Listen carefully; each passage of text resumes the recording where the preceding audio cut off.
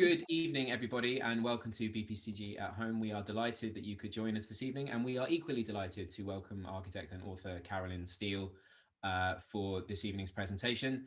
Just a little bit of digital housekeeping from me before we get started, and then I'll be passing over to BPCG volunteer and trustee Liz Day, who's going to be kind of shepherding the conversation. You will note that you have come in on mute. I would ask you to remain on mute for the sort of the first part of Carolyn's presentation. We'll open the conversation to questions and discussion towards kind of the back end of the show. In the meantime, if you have questions and comments that you think you just can't wait, or you think you're going to forget before the end, or if you don't really fancy taking yourself off mute and putting your camera on to ask those questions in the latter part of the show, then obviously there is the Zoom chat function. You can drop the questions in there, and that way Liz can bring them to Caroline for you at the end of the show. That is everything from me. I will be back right at the end, but for the time being, I will pass over to Liz. Yeah, thank you, Carolyn, for joining us, and yeah, have a great evening. Great, thanks, Josh. All very, very slick, very professional. Welcome, Carolyn, and thanks so much for doing this talk for us. Let me introduce you all to Carolyn. She's a London-based architect. I'm sure you've seen some of this in the flyers and things, and a lecturer and now writer. Your new profession you're growing into, described as a leading thinker on food and cities. So her first book, just translated into Spanish just before Christmas, Carolyn was telling us, has won several awards, including the BBC Programme of the Year award. And in 2009, she made a TED talk, which was a very concise summary, which I really enjoyed, about the ideas. If you want to revisit this called How Food Shapes Our Cities, still available on YouTube. And you might also have caught her on the Today programme and on other interviews. She's here to talk about her second book, Sitopia, How Food Can Save the World, with this made-up main title, which she'll explain to you.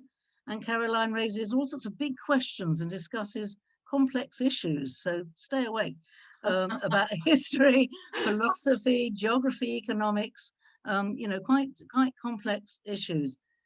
Basically, the way we produce, trade and consume and waste food influences everything about the way we live. By failing to value food, we've created a life that threatens our planet, but there's hope, hopefully, by restoring food's true value to reverse these ills. So, although there's some of you who are visitors to our community here, most of us know the Community Greenhouses project at the top of Brockwell Park in Lambeth, and it's particularly in this context that we're interested to hear this talk. This is where we share our knowledge and teach about food between ourselves and with our increasingly wide community.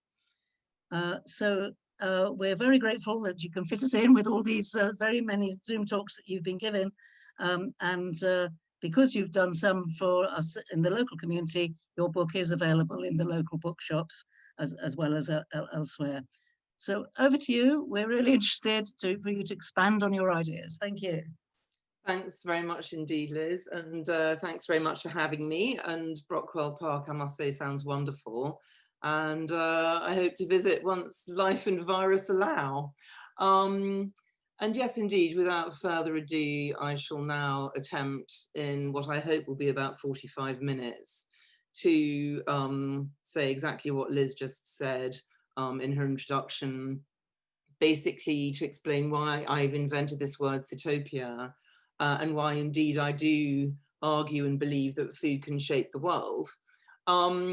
Well, this is me with the book. It came out actually the same week that the global pandemic was declared, so that felt like really terrible timing to begin with, but actually it turned out to be amazing timing, because I've, as Liz said in her kind introduction, I spent basically the last 9 months talking about it online, which of course is now possible thanks to the wonders of Zoom. So it's been really great to have the conversation with many people, and it's particularly nice always to talk to an audience like yourselves who are kind of already get this stuff. Actually, I'm really only going to talk about things that you probably already know. I generally point out the obvious a lot, But then I often say that food and food's influence on our lives and world is so vast and so all-encompassing that it's too big to see. It's almost blindingly obvious. So in a way, that's why I invented this word Sitopia. It's just to describe the world as it's shaped by food. It means food place, and it comes from the Greek word sitos for food and topos for place. And I think, as I say, our lives, our minds, our economies, our politics, our cities, our landscapes, our houses, our habits are all shaped by food, and of course our climate as well, and indeed now our ability to leave our own houses. So food's a pretty powerful force in our world. Indeed, we live in a food-shaped world, and this is my favorite image, really. I don't know whether some of you know it. It's sort of sits on one wall of the town hall in Siena, and as you can see, it shows the city of Siena on the left, and it shows the landscape that feeds Siena on the right. And it's very unusual, this image. It's very big, it's about 20 meters wide. But it's very unusual in that it shows the city and the countryside in perfect balance. And there are historical reasons for this, which I could go into at the end if anyone's interested in exploring it further. But for me, I think what I find really interesting about this image is that it's actually all about food when you kind of look closely. So you can see, for example, there's a little group of huntsmen leaving the city to maybe shoot a boar for dinner. There's obviously a very artificial landscape that's been modified to feed the city, very beautiful, but nevertheless artificial. And then all these figures coming into the city like a pig being driven to market, asses with grain on their backs and so on. And then inside the city, it's the same. You can see a flock of sheep wandering around, a woman with a basket of eggs on her head and so on. So this is about a relationship. It's the city and the countryside, and they're joined together through the medium of food. And in fact, this red wall, which is sort of such a striking device in this picture, is actually a membrane through which trade and, sorry, I suddenly thought of Brexit when I said that. But anyway, a trade is freely flowing, and a lot of it, most of it indeed, is to do with food. Now, it's also very interesting to me that the title of this beautiful image is The Allegory of the Effects of Good Government. And if you think about it, this is sitting in the town hall in Siena, and it's really saying to the councillors, those 14th century councillors, your key job is to maintain this balance, this relationship between the city and the countryside, which is basically fundamental to a good life, to everything that we do. Now, as I say, I love this image, and it's a very unusual image, which is interesting. And, you wonder why. Well, when you sort of work out what it's really saying, the Lorenzetti, you think, well, why doesn't every town hall in the world have an image like this? And the reason is basically that for most of history, there has not been this beautiful balance between the city and the countryside. And indeed, never more so than now. Basically, of course, as we know, we tend to live in cities in one part of the world, and then the landscape that feeds us is certainly not out of the window, staring at us. It's kind of often thousands of miles away. And talking about an artificial landscape, we've taken that to a whole new level. One would even struggle to call landscapes like the one on the right natural. But nevertheless, this is the way that kind of relationship has generally evolved. And I call this the urban paradox because, well, we talk about ourselves as living in cities, and we talk about, how many people are going to be urban by 2050 and so on, and a staggering number are about an estimated 70% of the global population. But of course, because we have to eat, and because most of the food, I do realise Brockwell Park is a bit of an exception, but most of the food for the city does not come from the city. And indeed, you can't feed a city from within itself. So city and countryside co-evolved. There's the paradox. Do we really live in the city, or because our sustenance comes from elsewhere, do we actually, in a more real sense, live in the landscape that feeds us, that can be, as I say, the other side of the world? Now, most people living in a city like London, probably until last year, didn't give food that much thought. They probably, wandered into their local supermarket and saw, endlessly, wonderfully full shelves. And I think for many people, this, the first kind of panic buying, or I think we're not meant to call it panic buying, we're meant to call it sort of sensibly, slightly overstocking in the light of a projected lockdown. Anyway, the result was this, obviously, and, unedifying scenes of young men wrestling grannies to the ground for the last tin of tomatoes and so on. So I think this was a moment when many people had a wake-up call and realized, oh, maybe, we haven't solved the problem of feeding cities quite as well as we thought we had. And indeed we hadn't. And again, I know I'm talking to a very well-informed audience, but, for somebody like me who's been studying food and food systems now for 20 years, it's very, very evident that, we haven't solved the problem. The ultimate, the oldest shared practical problem of our species, and indeed you could argue all living species, which is, of course, the problem of how to eat.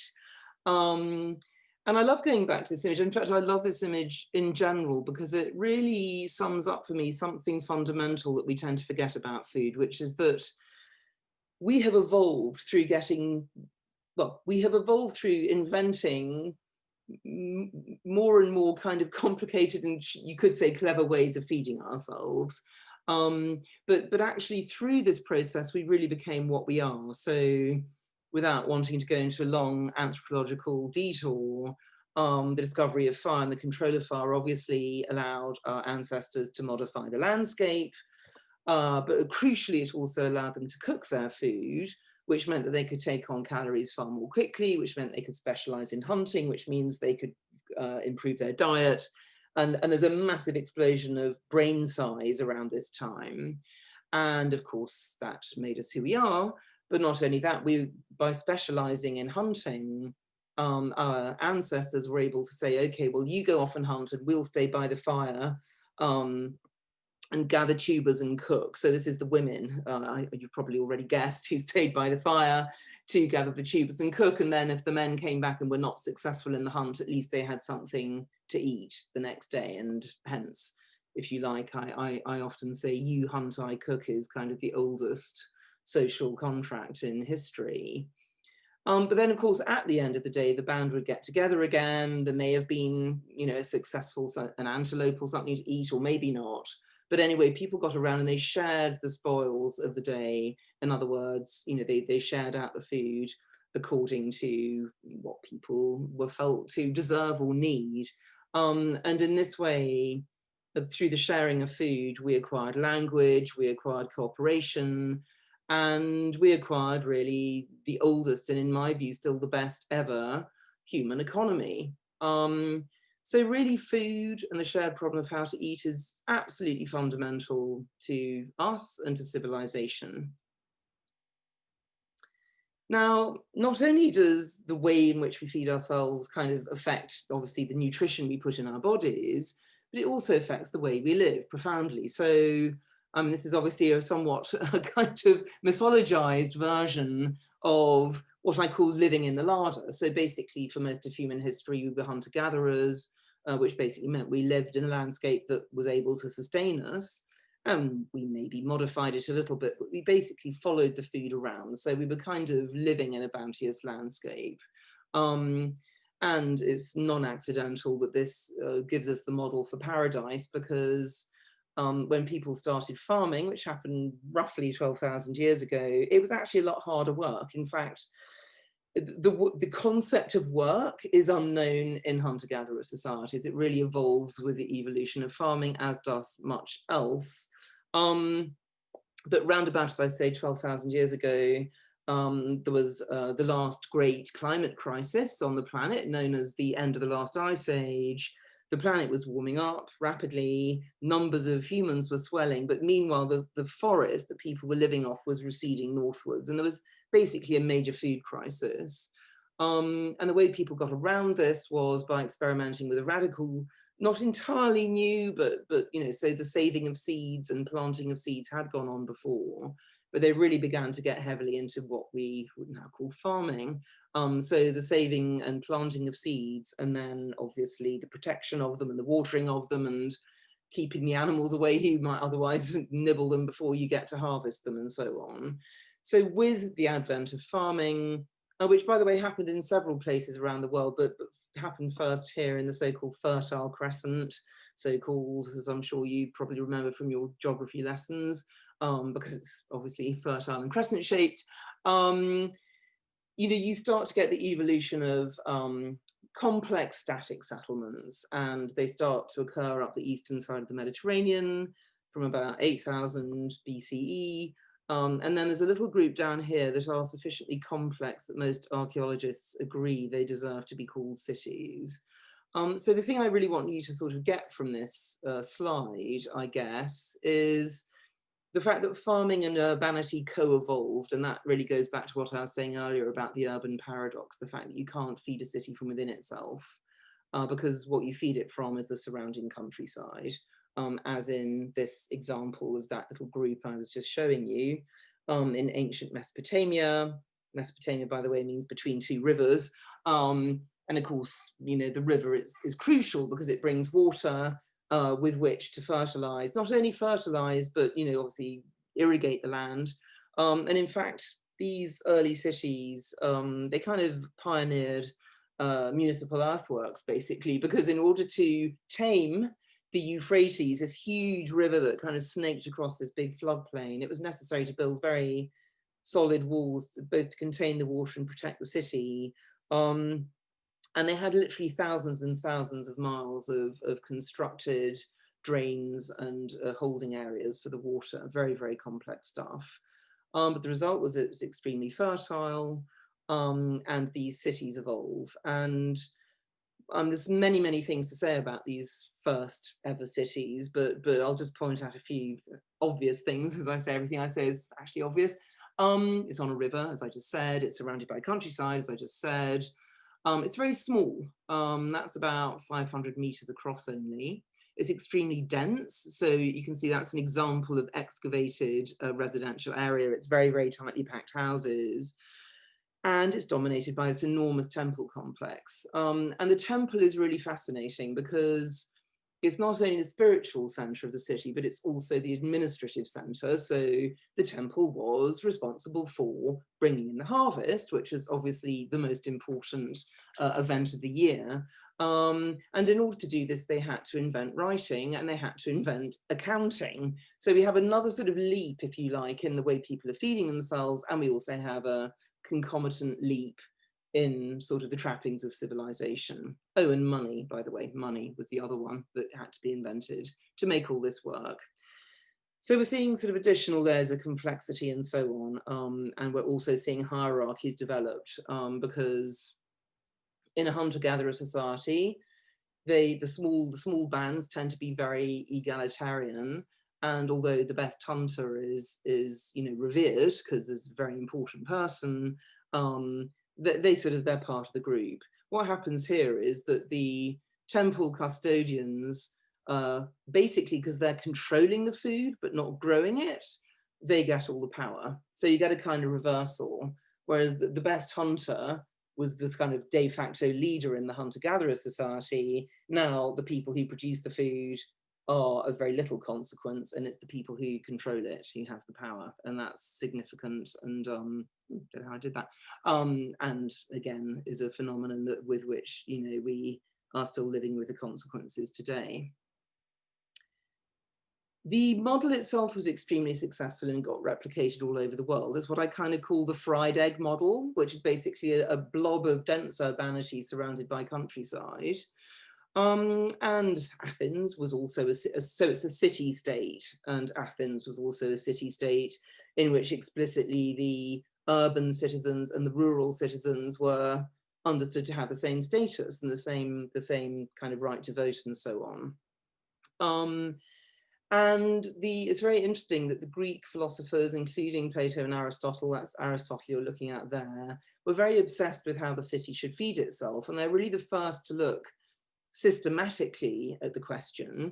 And Aristotle has this wonderful term you've probably heard, political animals, he calls human beings. And I find this a very useful term because it talks about this duality in a sense that leads us on to the urban paradox.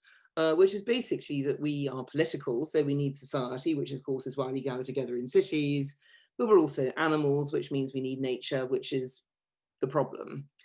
And in order to solve this problem, Aristotle came up with, well, he didn't come up with it, but he talks extensively about this idea of oikonomia, which if it sounds familiar, it should do, because it actually is the root of our modern word economy. And what oikonomia actually means is household management. So oikos, house in Greek, and nemein, management. And the theory is that the ideal city, the ideal arrangement for any city would be that every citizen would have a house in the city and a farm in the countryside, and the farm would feed the house. So the house itself is self-sufficient, that's oikonomia. And of course, if that's the case for every citizen, then the city is self-sufficient. And what both Plato and Aristotle said is the ideal size for a city is one in which, you know, it can still feed itself, so it's not too big for this to be possible. But on the other hand, it has enough division of labor within it that it can perform all the functions necessary to a city. So you've got to have enough, you know, whatever it is, horse, you know, ironmongers and fish sellers and whatever it is. So it's a principle of keeping the city small, in essence, and this will come up later because it keeps recurring as you like a utopian vision.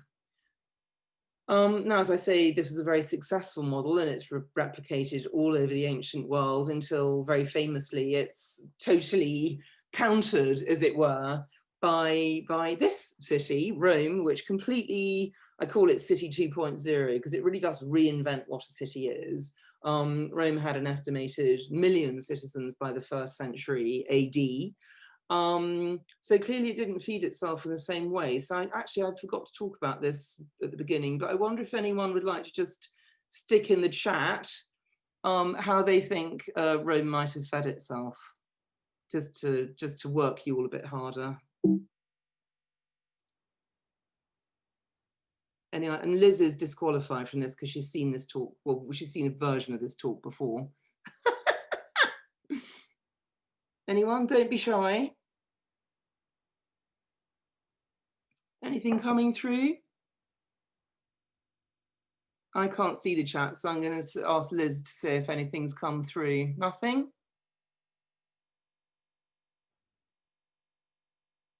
So we do have a few suggestions actually in the chat.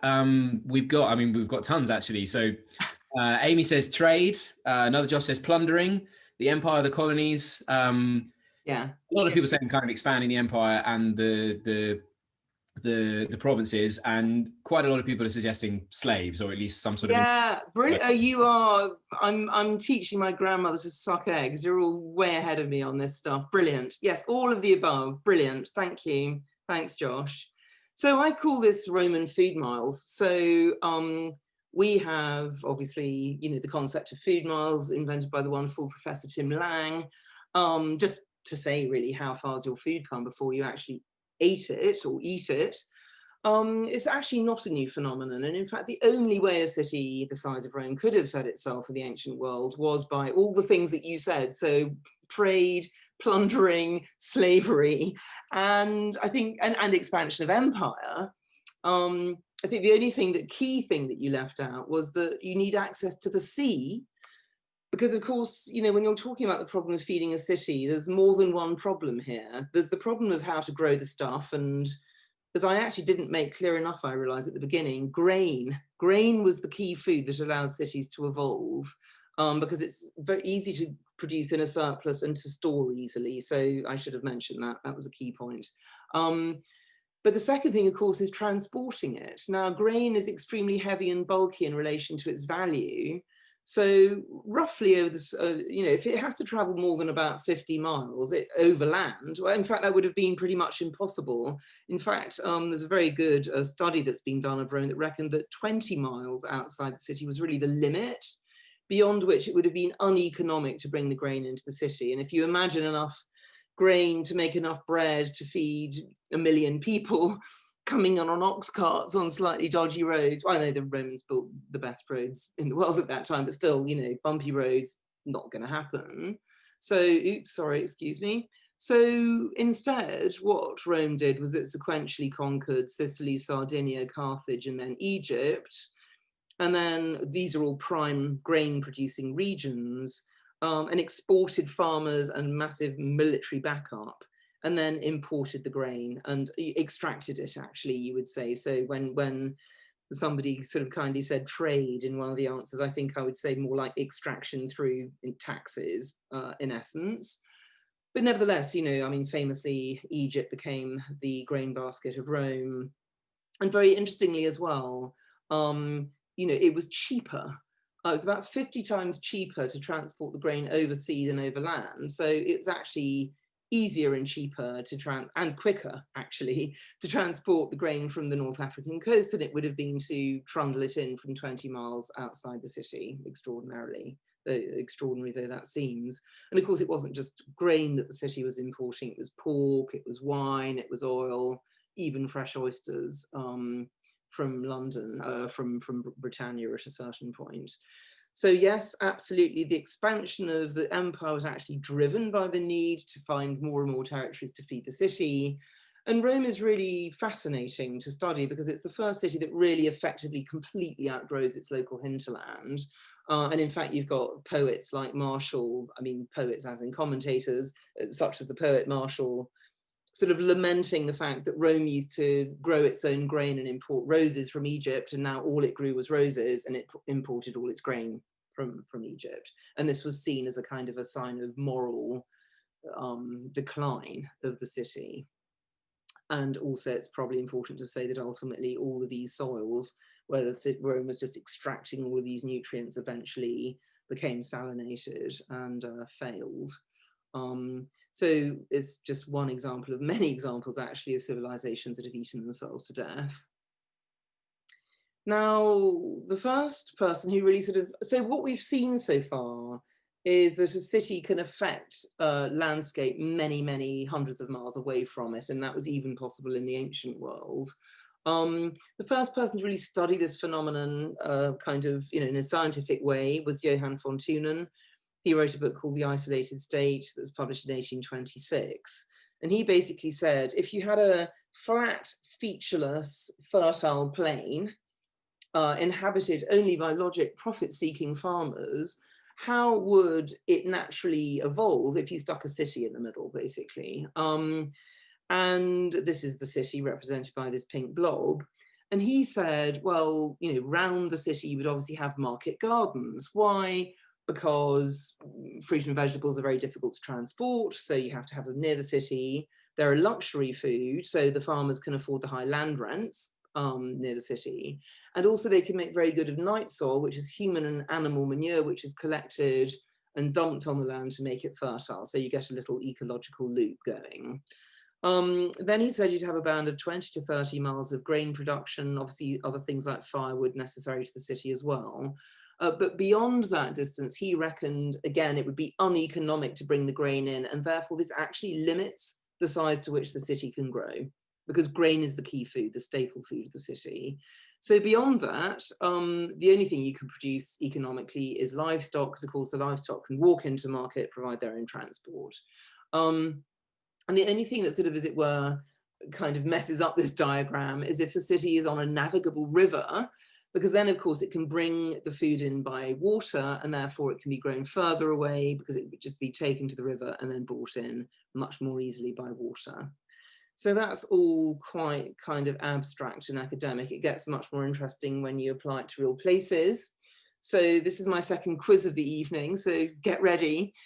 Here are two images of London and Paris taken roughly the same time. And they both show the main river ports of those two cities on the Thames and on the Seine. And I just want to ask you if you can spot an obvious difference between the two images. I'm going to call on Josh to do his shouting out from the chat routine. I'm taking myself off mute in preparation.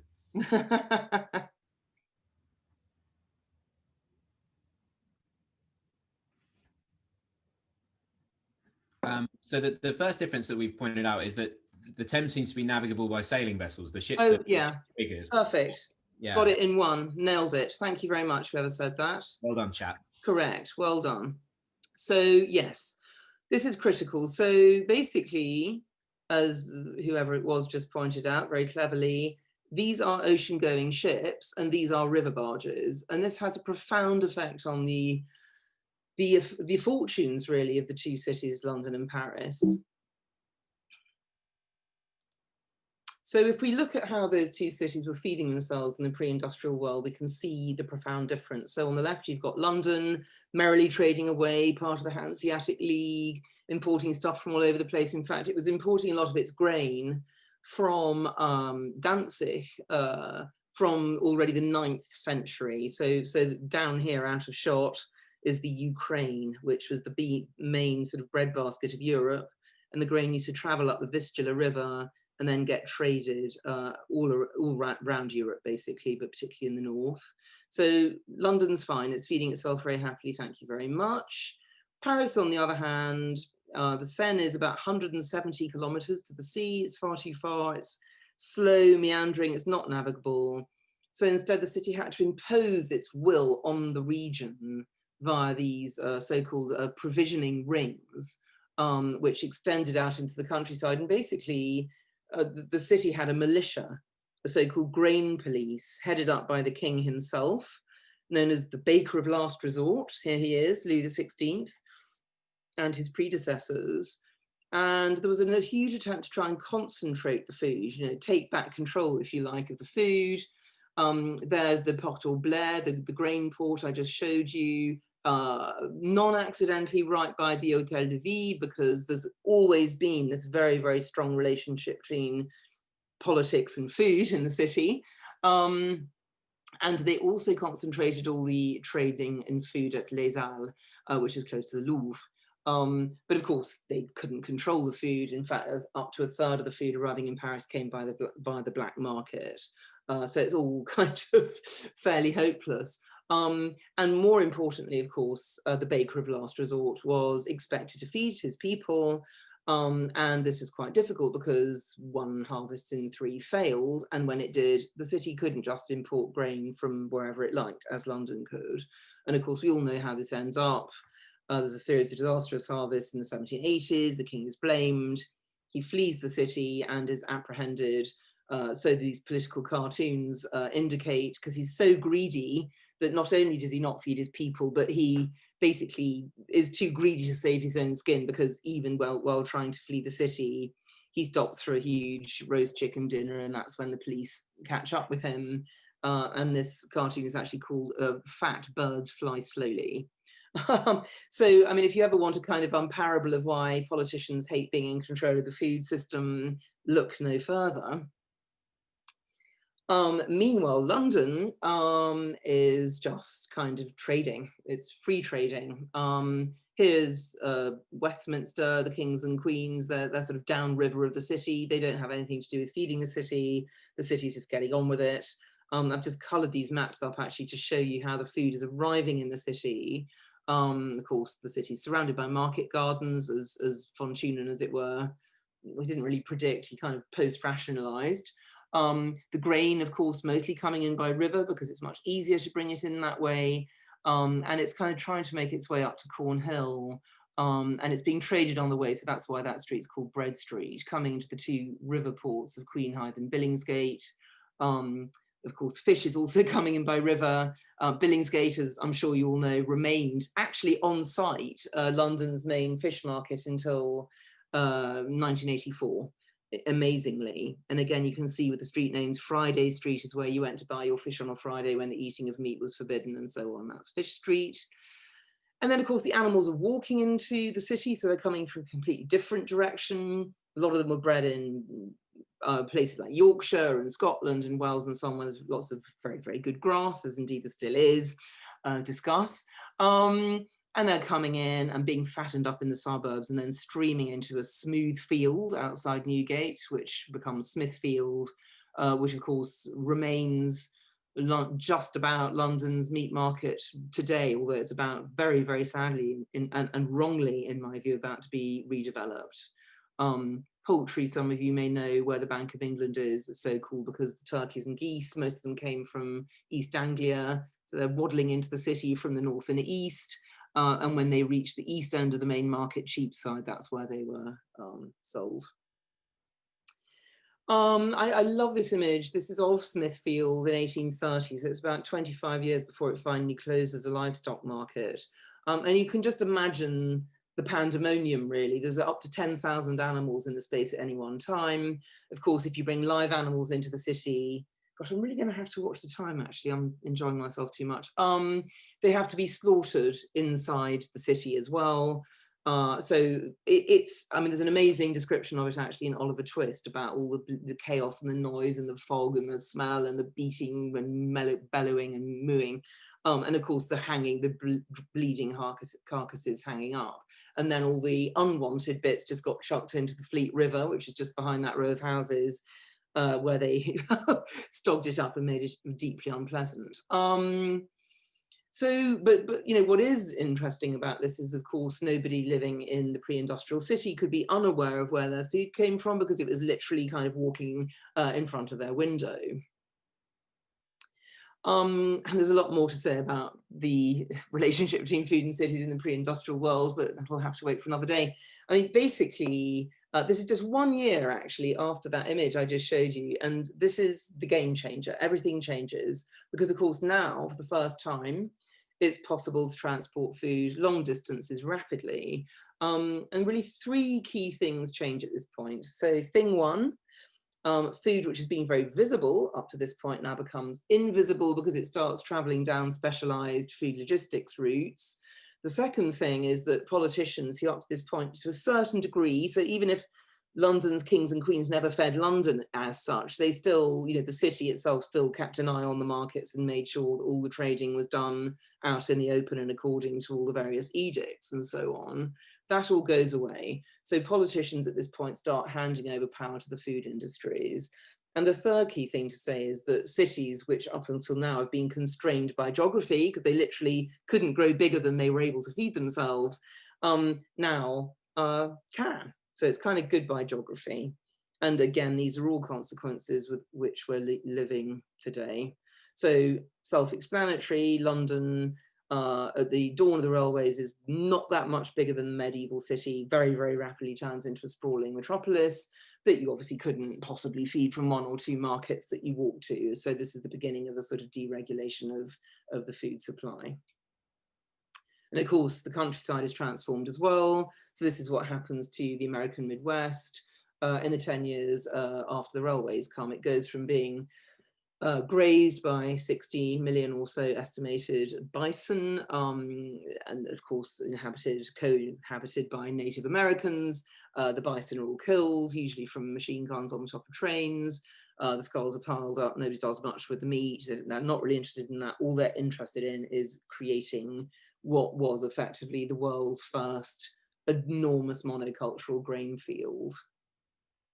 And of course that leads inexorably to this, because what do you do when you've got so much grain that you can't feed it to humans anymore? You feed it to animals instead. And it's really the invention of industrial farming and of course cheap meat, which logic tells you shouldn't exist and indeed doesn't exist, but was effectively created on the back of externalizing its true costs. And actually it's fascinating again. I mean, if Rome teaches us about, if you like, the relationship of a metropolis with its hinterland, then what Chicago really does is invent the modern food industry. So there's all sorts of things like everything but the squeal, which is basically using every part of the animal, massive economies of scale, and crucially also control of the so-called chill chain, so they can actually distribute the food to the East Coast, which is where all the money is to be made. Now, of course, there were downsides to this. The first of the most obvious of which was this, the fact that you can't just turn perennial grassland into monocultural grain production without consequences. And this, of course, was the consequence, famously, some dry summers over the course of a few years in the 20s and 30s, and the whole of the topsoil of the American Midwest basically blew away in these devastating dust bowls. And, you know, so ecological catastrophe is evident. And this really sparks a very, very fierce debate between, if you like, the chemical lobby on the one hand and the organic lobby on the other, and a debate that goes on now, obviously, to this day. But if you like, it's kind of technology and chemicals. The Haber-Bosch process, by the way, for those of you who don't know, is a means of fixing atmospheric nitrogen so that basically it becomes available to plants. Justus Liebig was a brilliant German chemist who worked out that plants needed nitrogen, potassium, and phosphorus, among other things. And then Albert Howard, who's really, I'm sure you probably know, is kind of the father, as it were, of the modern organic movement, and said, no, no, no, it's all about the living soil. It's all about mycorrhizal connections between the plant and the soil fungi, and basically a kind of this little trading place going on with the plant feeding the fungi sugars and the fungi feeding the plant micronutrients and minerals, which of course the plant needs for its own health, and of course we need if we're going to eat the plant. Anyway, actually Albert Howard was winning that argument. He was getting followers like Eve Balfour in the UK, and there was a Soil Association in the US as well. And then this happened, and really that was kind of game over, because of course, you know, when the war came, the whole thing was produce as much food as you can in a panic rapidly, and the way they did that was by tearing up the hedgerows and chucking chemicals on everything. And then after the war, they had to keep the chemical factories going because they were worried there's going to be another war. So basically, chemical fertilizers came out of war effectively, and so did pesticides. And of course, after the war, really, you know, the whole vibe was let's kind of reinvent the good life, and that was all based around the good life in America, who's kind of ahead of the game, and of course, it's all based around cars. So you start to see the creation of these vast, sprawling suburbs. I mean, the least dense. I mean, you can't really call it city. But of course, it's all built over prime farmland, because the urban centres it was built around would have been put in prime farmland for the obvious reason that you want to be able to feed yourself. And, you know, the reinvention of the city centre outside the city in the guise of the mall or the supermarket. So instead of walking to the middle of the city to buy food, you leave it in a car to get your food, and you wander around in air-conditioned eternal springtime.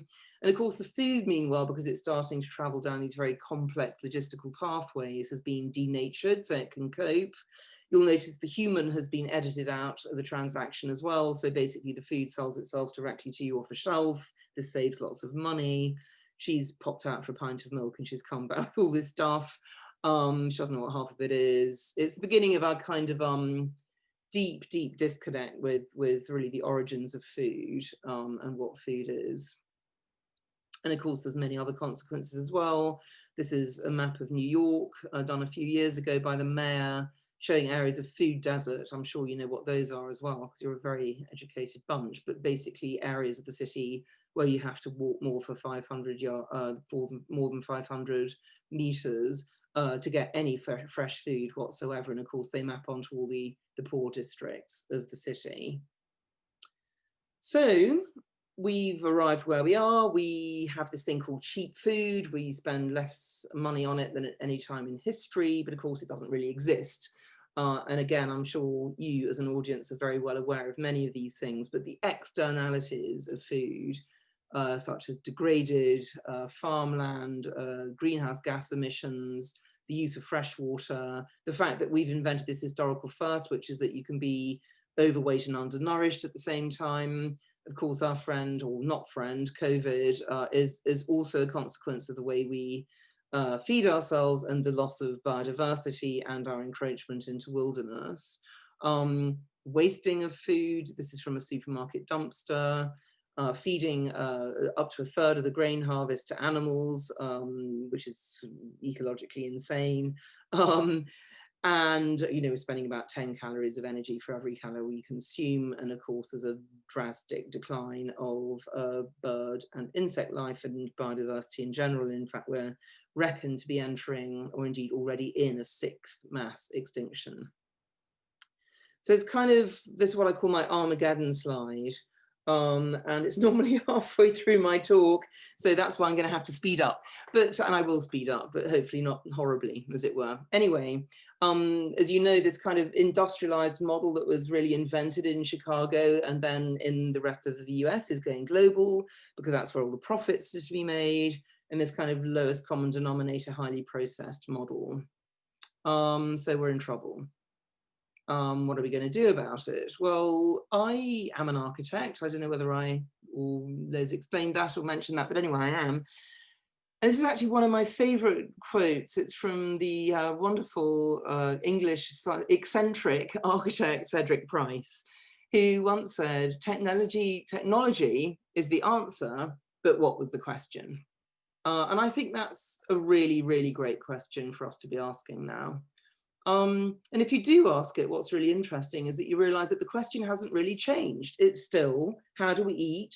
What is a good life? How do we feed a city? And how do we do so sustainably over time? And it's really interesting if you look at successive utopian models, they keep coming back to this idea of, oikonomia, basically, the old Greek idea of keep the city small so that it can kind of maintain a balance with its rural hinterland. So basically Thomas More's Utopia was exactly that. It was a kind of critique of London. And he said, what we need is a series of little city-states networked together. And I'm sure some of you have heard of of course you've heard of the Garden City, Ebenezer Howard's Garden City. I call it kind of Thomas More with railways, because that's basically what it is.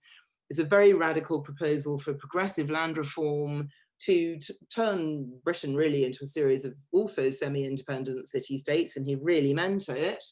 Kind of joined up by railway, which means that nobody has to live too far from nature, which he considered to be essential. He called it his town country magnet. So this is a kind of as I say, a very powerful utopian trait. But of course, as we know, utopia can't exist because it's an ideal. And indeed, it's a kind of joke word that either means good place or no place. And this is actually why I invented the word Sitopia, that I began talking about a rather long time ago. Because basically, utopia, what utopia really is trying to do is ask all the questions that you can ask through the lens of food. As I say, how do we feed ourselves? How do we share nicely? And how do we keep this thing going? So it's like a practical food-based alternative to utopia in essence. So how does it work? Well, again, as I probably don't have to tell you, you only have to look at what we eat to understand there are many, many implications of it in terms of the kind of landscapes we're producing, whether we go into whether we socialize through food, and whether we actually learn to be civil human beings through food. So, for example, do we sit around a table and talk and listen, or, as indeed our ancestors learned how to be human through doing, or are we too busy to eat? And indeed, one of my favorite pre-lockdown stats was that 20% of meals in America were eaten in a car. Do we feed cows grass, which is what they evolved to eat, and that's why we co-evolved with them, because we can then drink their milk or indeed eat them, but we can't eat grass, so that makes a lot of ecological sense? Or do we feed them grain and stick them in vast pits full of their own poo and pump them full of antibiotics? Bad idea. Do we meet in the middle of the city, or do we leave it in the name of efficiency, or indeed just dial up a kind of peppermint green slave with a curry on its back? Now, I think in the context of all of this, COVID's been really, really interesting. There's so many things to say, but I'm going to just do a very shorthand version. But basically, India, under lockdown, it turned out there were about 50 million people living in cities who didn't really live there. Their real home was the countryside, but they'd had to come into the city for work. So there's a great imbalance there, obviously. Talked about this already. Our loss of biodiversity, encroachment on wilderness, of course, is what caused COVID in the first place. The social inequalities that's been evident. So basically, this is a bunch of delivery or equivalent drivers queuing up in Bangkok to take food to people who can afford to stay at home. And the fact that we don't value our food to the extent in the UK that actually it turned out at the start of lockdown that there were 93 Romanians the wrong side of a flight to come and pull our food out of the ground for us.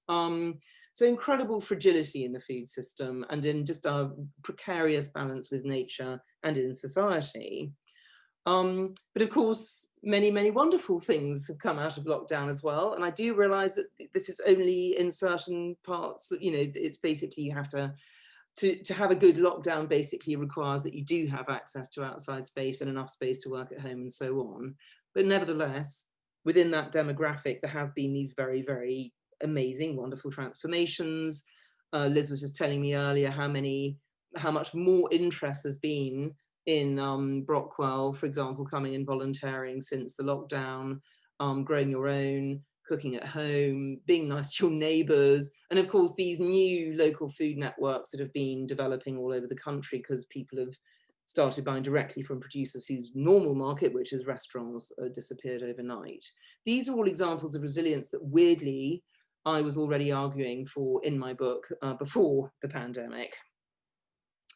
It really comes down to value, and it's very ironic to me that the time that we remember the true value of food, and like, you know, we remember the true value of life, to be honest, is during a crisis. And there's many examples: London during the Second World War, Cuba after the fall of the Soviet Union, Detroit when all the motor cars left, of basically food being the basis of a wonderful social resurgence. And as I say, that's just happened under COVID as well. The trick, of course, is to do it when there isn't that kind of immediate crisis, but of course you have the bigger crisis called ecological catastrophe. But it is kind of a win-win, because if you, I don't have to tell you this, but basically if you value food, which is necessary, then basically you're kind of creating a positive feedback loop. So this is what, those of you old enough to remember, this is basically what British cheese looked like in 1970. I think there was one artisanal cheesemaker left in the country at that point. And this is what a British cheese shop looked like a couple of years ago. So there's been this incredible turnaround, obviously only in a very small stream of society, but nevertheless a very remarkable one. It's kind of also about not allowing this sort of monopolistic food system to dominate. This is what our food system currently looks like. It's dominated by the supermarkets, as in this study, but also, of course, by major food corporations. And what the food movement really does, and what Brockwell Park is, of course, part of, is joining those branches, the producers, to the consumers. So you have a much more democratic food system. Carlo Petrini, the founder of Slow Food, has a wonderful name for this. He calls it co-producing, which basically means, and you are all co-producers, all of you listening tonight, because you don't just sit passively at home waiting for your food to magically arrive. You actually go out and meet it halfway, or indeed produce it yourself.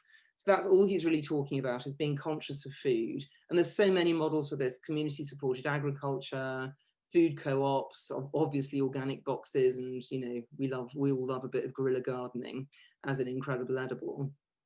And of course there are these amazing models which are really gaining traction now about how we can rethink the way we produce food. And again, this is a long conversation we can maybe go into longer in the Q&A.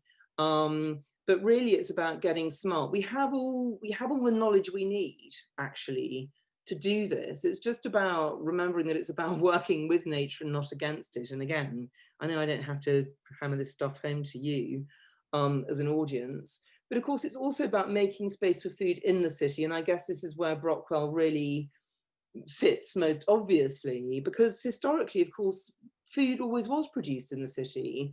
But if you think back to your von Thunen, it was mostly fruit and veg, which of course makes sense, because fruit and veg is what is difficult to transport long distances and where there's the greatest benefit from it being fresh.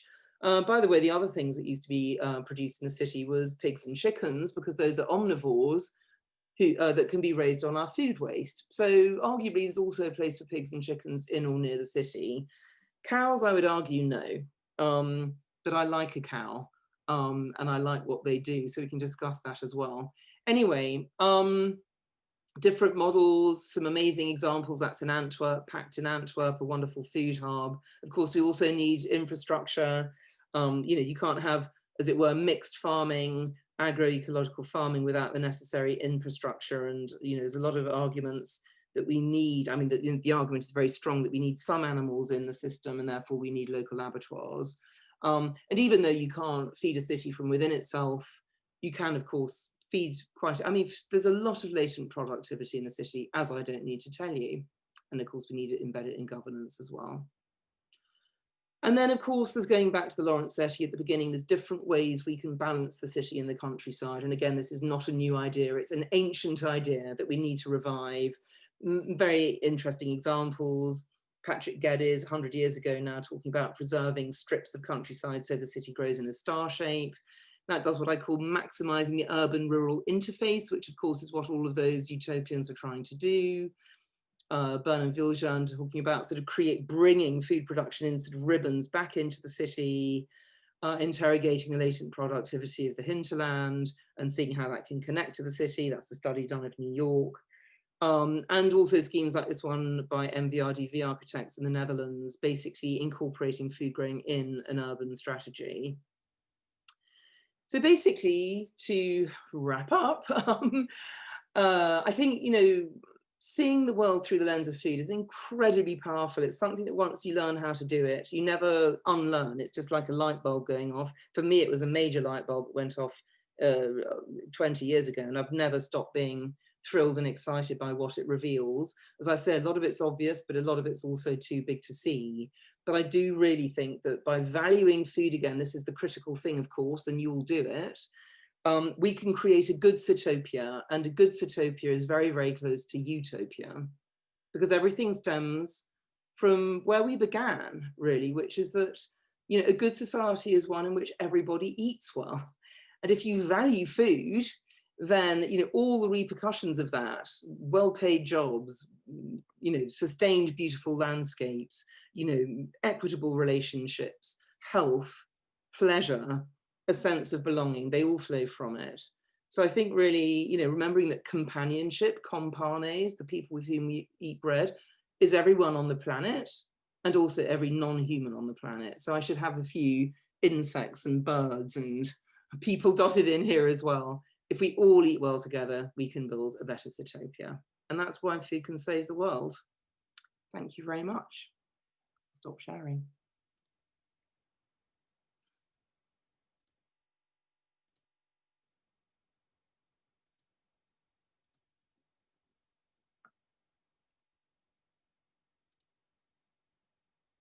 I can't hear anyone. Okay, here I am. Oh, right. I've now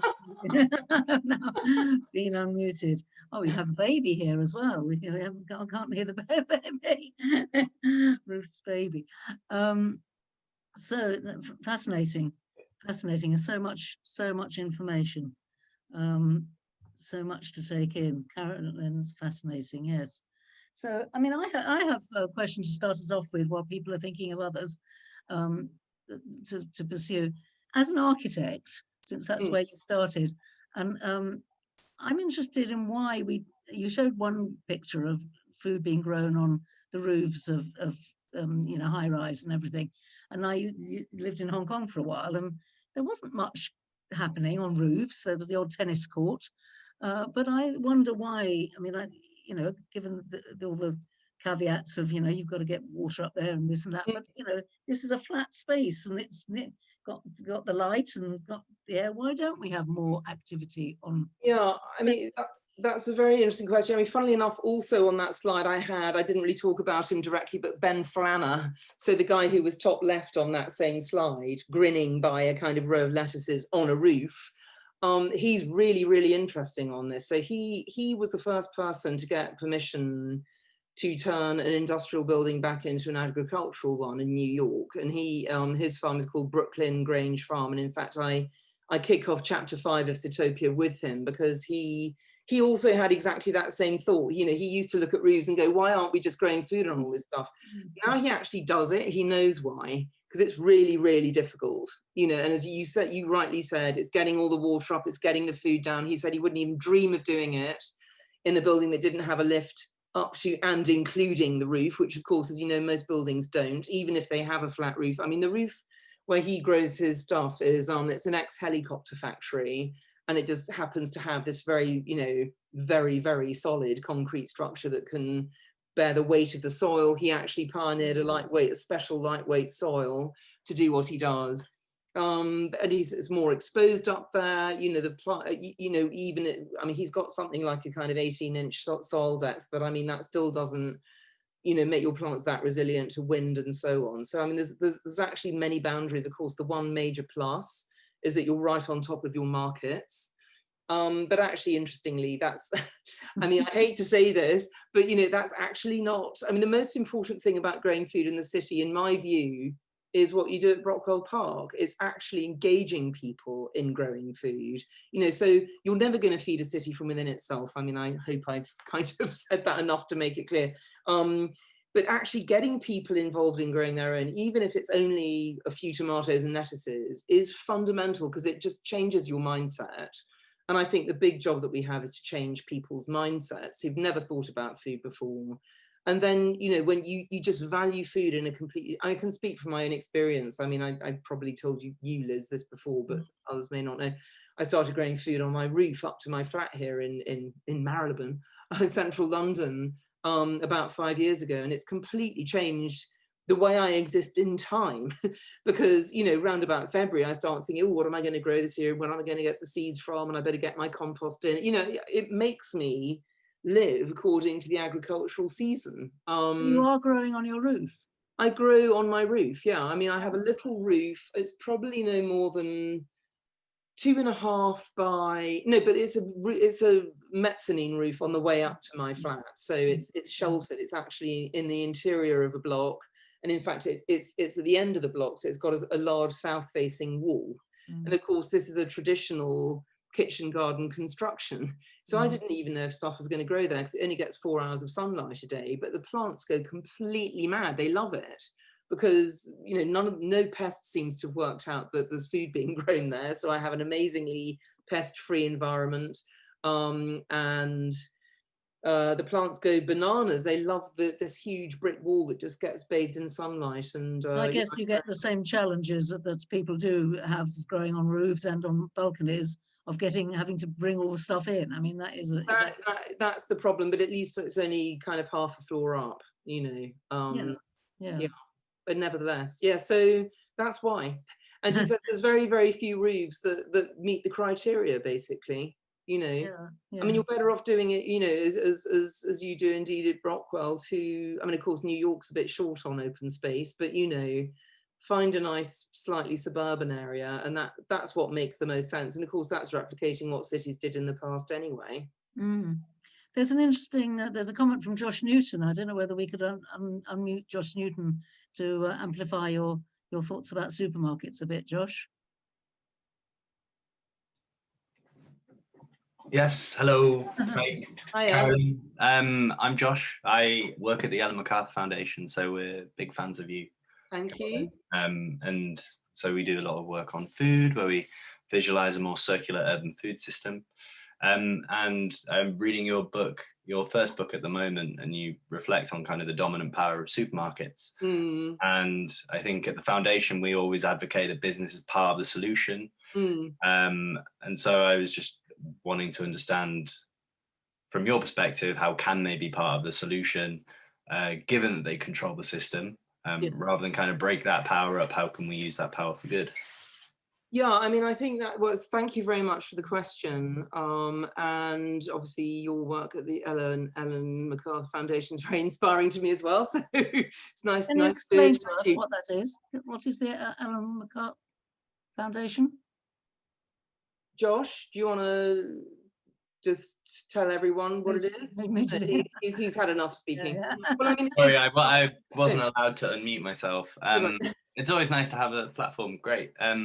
I can share a link in the chat, but basically at the Ellen MacArthur Foundation, we visualize a more circular food system, recognizing that we live in an unhealthy food system. So the idea is 3 principles. The first is promoting regenerative agriculture, low input farming. The second is kind of promoting more healthier options, kind of less but better meat, things like that, and relying on a more diverse source of nutrients. And then the third is valorizing waste streams. So it's I guess making the most of food waste. So where we have inedible food waste, how can we put that back into the system and turn it into kind of byproducts such as, I guess, composting again, and fertilizer, and biogas. Okay. I mean, and of course, you know, to answer your question, that's one of the things that many supermarkets have got a lot better at over the last 10 years is working with charities to at least make sure that the food that's left over at the end of the day, you know, that is about to go out of date, will then go to, you know, there's charities like Fair Share and so on who work with them to take it to people who can use it. But of course, that's the wrong end of the whole system to be dealing with the problem. You want to deal with it at the beginning. I mean, I think, you know, sort of in terms of your specific question, Josh, I mean, I think there are good supermarkets. I mean, I think, you know, Booths in the north of England is one that's always singled out as actually trying to do the right thing, working with smaller scale local producers and so on. I mean, they probably do it because they're smaller scale themselves, you know, and I think, you know, supermarkets, they have a problem because they exist in a culture, which of course they partly help to create, but nevertheless a culture which expects food to be cheap. And as we know, there is no such thing as cheap food. I mean, this is really the problem. And, you know, we have to recover from this. And indeed, this is really the key argument that I have in Sitopia, is that we need, if I'm actually arguing for the of true cost accounting with food, basically, which is something that, for example, Patrick Hodgkinson's been arguing for a long time as well in the Sustainable Food Trust, is basically, you know, if you internalize the true cost of food, then locally produced organic artisanal food becomes a bargain, because it actually is a bargain, because it's the only food that already has the true cost of its production in it. And shall we say, beef made from land recently cleared of rainforest, pumped full of antibiotics and fed on grain we could have just eaten directly, becomes catastrophically unaffordable, because it is. You know, so in a way, I think supermarkets, we have to work with the food culture in general, you know, and I think, you know, it's very sad for me, you know, seeing supermarkets like Waitrose and Marks and Spencer's, if you like, at the top end. So, you know, rather than pushing that and sort of saying, I mean, it's very difficult for them to say, well, we're doing it right and everybody else is doing it wrong, because everybody, I mean, we live in a culture that just prizes cheapness over everything. So we need cultural change outside the supermarkets to help them.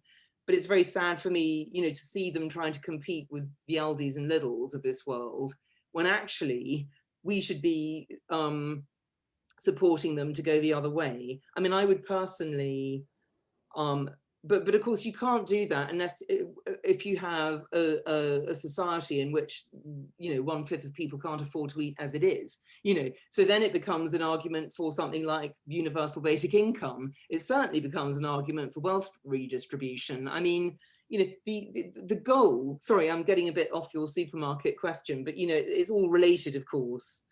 The goal that everyone should eat well is revolutionary, because if you really, really attempt to create that, you are creating an equal and a very, very equitable society, which of course we absolutely don't have at the moment, you know, and many, many things change from it. Many things flow from that goal. So working with the supermarkets, I mean, I think encouraging them I mean, I think, you know, this race to the bottom is clearly something that they are engaging in, and you know, we have to help them to step outside that race. I mean, that's really the root of the problem. They of course own the logistics, which is, you know, why the body that represents grocers in this country is called the Institute of Grocery Distribution, because, as I hope I got across in my talk, you know, distribution and control is where all the money is in food. So it's going to be difficult to persuade them to cede that power unless they're forced to cede that power. So I do think the breakup of the larger ones is inevitable and necessary in the end, because, or a radical restructuring of corporate law would be the other way. You know, so basically we go to a polluter pays system. You know, so if I'm working with, I mean, it was quite interesting. Sorry, I'm talking so long, nobody's going to have a chance to. I'll tell you what, Josh, let's just be in touch and we can have a longer conversation. Okay. Yeah, that'd be great. All right. That Joe Miles, I don't know whether Joe Miles would like to unmute. There's an amazing successful initiative starting in Cambridge last year, Co-Farm. Do you want to say something, Joe? You should have the ability to unmute yourself now, chat, if you so Joe says you can't really add much to that, but we've had a couple of questions on a similar subject, I suspect, so I'll take the liberty of kind of summarizing, which is just obviously you've talked a lot about sort of some practical changes in terms of green space that you have access to, sort of shortening food biles by growing, you know, food yourself, or volunteering, you know, with initiatives like ours or many others over London. If you don't have access to that sort of green space and those sort of food growing initiatives, Karen, what kind of cultural change can the people in this audience kind of seek to do? How can we change our behaviors? And I think more importantly, how can we change, you know, how can we be part of the cultural change that you just described that is necessary? Who do we vote for? I mean, we've already had one vote for you in the chat for Prime Minister in 2020. The election is in 2025, folks. I don't think that's so long. But until then, what is it that people in the audience can be doing in terms of changing their individual behaviours at a micro scale? Well, I mean, I spend as much on food as I can. You know, I find out as much as I can about where my food has come from, who's grown it, what, you know, what was really going on there. And I buy as much as I can directly from producers, because that actually cuts out the middleman, if you like, where all the profit goes. I mean, some shocking statistic that, you know, the average farmer in the UK gets about 12% of the price we pay for food. So the rest has gone on logistics, storage and profit, basically, and not the farmer at all. So find out about your food, find out about local markets. You can join, I mean, now it's never been easier than it is now to join up something like an organic box scheme, because they're absolutely everywhere. And of course, as I said in my talk, they've really, really expanded under lockdown, because so many producers who used to just sell directly to restaurants have not had a market. And so that I mean, I didn't talk about it directly, but that little image that I showed was actually set up by Henry Dimbleby and others, you know, the guy Feed Britain, and it was literally trying to be a marriage guide, brokerage, trying to get consumers and producers to meet, basically, and it's been extremely successful. So, you know, that obviously, if you really feel like getting your hands dirty, volunteer. I understand Brockwell's overwhelmed, so maybe find your next local place, and or maybe think of starting one up. I mean, and also, so just stop buying the bad stuff. You know, really, I mean, we've all got our guilty secrets. I mean, I grew up eating Heinz salad cream, and about once every year I sort of had this unbelievably strong urge to have some, and I do, you know, but mostly I've managed to kind of train myself off the bad stuff, and I really I cook from scratch every day. I love it, but you know, I really try to spend my food pound in as what I would call a Sitopian way as possible. So thinking about, were the producers paid properly? Is the landscape better or worse as a result of this food having been produced? How far has it traveled? Is it seasonal? Is it local? All of those things. And I think, I mean, I'm assuming, I mean, I know from the way you answer the questions, this is a very, very knowledgeable audience. I'm sure you're all doing this stuff anyway, but there's always an extra mile you can go. And of course, you know, now we know, I mean, these things, you know, that like eat less but better meat. So that's the kind of thing that I've started doing. You know, I mean, I think most people brought up in, you know, in my era in Britain, ate meat 3 times a day. You know, and as I said, in regenerative farm systems, we actually need animals as, thank goodness, we need animals as part of the system. So it's fine to eat a bit of meat and a bit of dairy, but just go for the really high quality organic stuff if you can afford it. And if you can't afford it, just eat lots and lots of yummy vegetables and spice them up. I mean, that's another, I mean, the thing that sort of dawned on me recently as well is that all the great cuisines in the world are basically vegetarian. You know, and there's a reason for that, which is that traditionally most people ate mostly vegetables. You know, meat was something you ate for a feast, because meat was a seasonal food to begin with anyway, because, you know, basically nobody could afford to keep the herds going over the winter, so they were just slaughtered. And that's why kind of Christmas is such a meaty feast. But you know, if you look at the great cuisines in the world, as I say, they're all vegetable based. So I mean, there's just endless inspiration to be had from everything from Mediterranean diets to Asian diets. You know, there's just you know, spice it up. And you know, I sort of almost wean myself off meat by just eating less and less until I just don't bother to put it in at all, and you just don't notice the difference. So those kinds of things, but mostly just be conscious. Spend your food pound wisely and give it to the good producers, and not the people who are just creaming a profit off or producing, you know, bad stuff. Really. Sorry, that's a very long and straggly answer, but you know. Value. There's just one other aspect of this. I mean, there's quite a lot of comments in the chat about the economy of it, and you know how we, you know, yeah, and you've said spend your pound wisely and all the rest of it. But there's also this time constraint and such, and effort. I mean, one of the great things about lockdown is seeing families do it all together, and everybody take a hand. Yes, we know what happens in the kitchen. You know, somebody gets stuck in there. And they're expected, you know, of whatever sex or whatever, you know, but I mean, you know, it can be a very time, now that we've got such high expectations with our wonderful Lotte Lengi cookbooks and everything, I mean, it can take a day. You know? Yeah. And, well, I mean, of course, education is a really, really big part of this. I mean, you know, what I find is that the more I cook, the quicker I get at it, because I just know what I'm doing, and you can just, you know, you can knock up a yummy kind of mushroom pasta in about 5 minutes, you know, from scratch. It just needs to take simplicity. I think simplicity, good ingredients, and just knowledge. We need absolutely, you need the knowledge. So I totally get that. And yes, it's a massive, massive issue. And I mean, funnily enough, I mean, as you possibly know, the last chapter of Sitopia is called time, because one of the things I'm arguing for is that we start living in time again. And of course, ironically, as you say, that's exactly what's happened under lockdown. Not in the way that any of us would have wished, but I think many people, the reason why so many people have had a kind of epiphany under lockdown is because they've realized all that rushing around like crazed hamsters was insane. You know, the good life is right here. You know, it's right where you are. And so I think, you know, if we can preserve some of that, you know, even after the virus, then that will be another huge silver lining. But as I say, I mean, I live on my own, but I mean, I cook every day just out of pleasure, but I always cook more than I'm going to eat that day. You know, the next 3 days, I don't cook at all. I just eat what I cooked, you know, 4 days ago. I mean, it's completely fine. It's doable, but you just need the skill. You need the skill.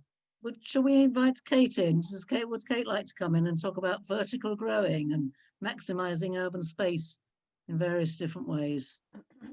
Put in the chat. Yeah, I don't want to talk about it. I want to ask about it.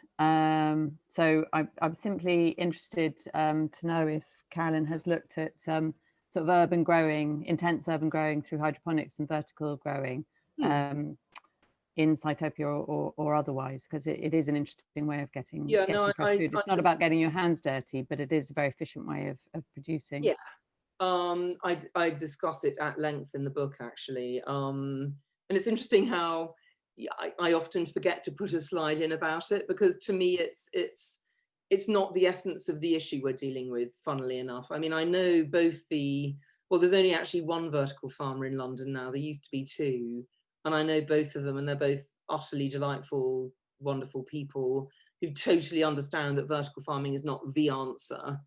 But, you know, I mean, the Growing Underground guys, who are the guys who still are around, who for those who don't know, grow micro veggies in a bunch of air raid shelters under Clapham Common. And it works, you know, and they supply high-end restaurants, and I think they supply Marks and Spencer's and so on. But I mean, they're growing micro veggies, they're microgreens, you know, mustard and cress. You know, this is not going to feed London. And in fact, if you do the calculation, and I do normally, actually, it's funny, I think I've just stopped having I've got so many COVID slides that I have to get in that I've lost a few other slides. And I think the vertical farming slide is one I've lost. But I mean, if you do the calculation for how many vertical farms you would need to feed London, and I did the calculation based on everyone stopping eating meat, because I don't like the idea personally of animals in tower blocks, although interestingly there's some Dutch architects who are proposing exactly that. In fact, MVRDV, the same guys who've got the project in Almere I showed, you would need 2,000 buildings, 20 stories high and 100 by 100 meters. These are I mean, basically the amount of farmland that currently feeds London is 100 times bigger than London. That's kind of, I think it's 125 times bigger actually. That's the problem.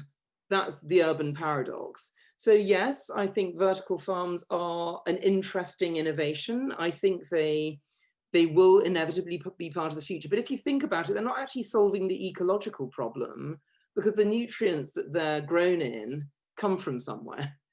You know, so they're not as, growing food in the city. Are you really? Actually, not really, you know, not in the same way that you are if you're just digging up a bit of soil and sticking some seeds in, interestingly. So they're not part of an ecological loop. They have much, much more limited potential for educating people, which, as I said, for me is one of the most important thing about growing food in cities, is to get people involved. Because of course they're run like military installations, because they have to be super hygienic, so you have to get all the kit on. Mind you, we're used to that now with our masks, but anyway, so yes, I mean, they're only ever going to, the economics don't stack up for them to start growing grain or potatoes. They only stack up for them to grow, I did all the maths in the book, you know, I think I worked out that a kilo of microgreens is worth 200 times what the same weight of grain would be worth. And that's where, as I said earlier, the problem with grain is it's the most essential food of cities. It still is today, but it's very low in value in terms of its weight and bulk. And that's kind of why it doesn't stack up. In fact, Apple did a study on it a few years ago and they just gave up. They just thought, you know, too difficult, interestingly. So it might, yes, it will be part of the picture, but it's blown up way out of proportion, in my view, as to what its real potential is. But it fits with making every space available, I suppose. Yeah. I mean, I'm not against it. What I'm against is a bit like, it's not pets, it's their owners. I'm not against it at all. I think it's great. But I mean, as I say, even the guys doing it themselves, well, I mean, certainly the ones in London, they know it's not the answer to feeding the city. It's just, it makes sense, as you rightly say, to grow food where you can. And a bunch of air raid shelters under Clapham Common happens to be one of those places. And of course, the LED lights, which is another big part of it. So the LED lights are getting more and more efficient. So this starts to make more and more sense because you're replicating sunlight. So that's good. I mean, there's many arguments for it. I mean, you don't have to use pesticides because you're indoors. So that's really good. The water use is minimal, so that's really good. So I think where it's going to have large scale applications is probably parts of the world where, like, you know, Saudi Arabia, where they've got endless sunlight they can employ to, you know, to sort of create the energy.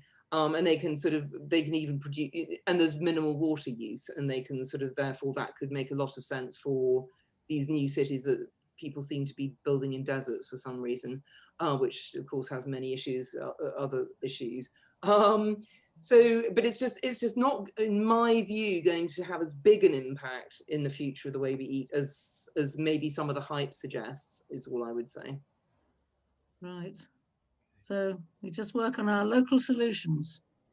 Yeah, and I mean, you know, we already grow food in greenhouses hydroponically. I mean, most of the vegetables we eat are grown that way. They're just grown out in Kent, you know, and driven in. I mean, it just makes a lot more sense. I'm sorry. I mean, if you try to replicate, I try to think, you know, what's that greenhouse in Kent that's visible from space called? Thanet, something or other. Anyway, I mean, you try to replicate that in London, and it takes up a lot of space, basically. Even though, I mean, the microgreens are great because you can grow lots of trays of them. You know, the stacking up it kind of makes sense. It makes sense for fruit and vegetables, basically. Planet Earth, according to the chat. That's Thank it. you, Yeah. Thank you. Well, we seem to have aired a lot of the issues, and we've brought ourselves to about 8:30. So thank you very much indeed for all your information and all the suggestions in the chat. And your book has already been purchased by a couple of people while we've been in the talks. Fantastic. That's good news. So, Well, sorry. I was just going to say thank you very much for having me. And you know, if anyone wants to get in touch, you can do so via my website. So, and keep growing. I think it's fantastic what you're doing. And keep writing. We'll continue to look after you and broadcasting, etc. Thank you, Carolyn. Thank you, Josh, for organising it, and thank you to everybody for coming. Good night.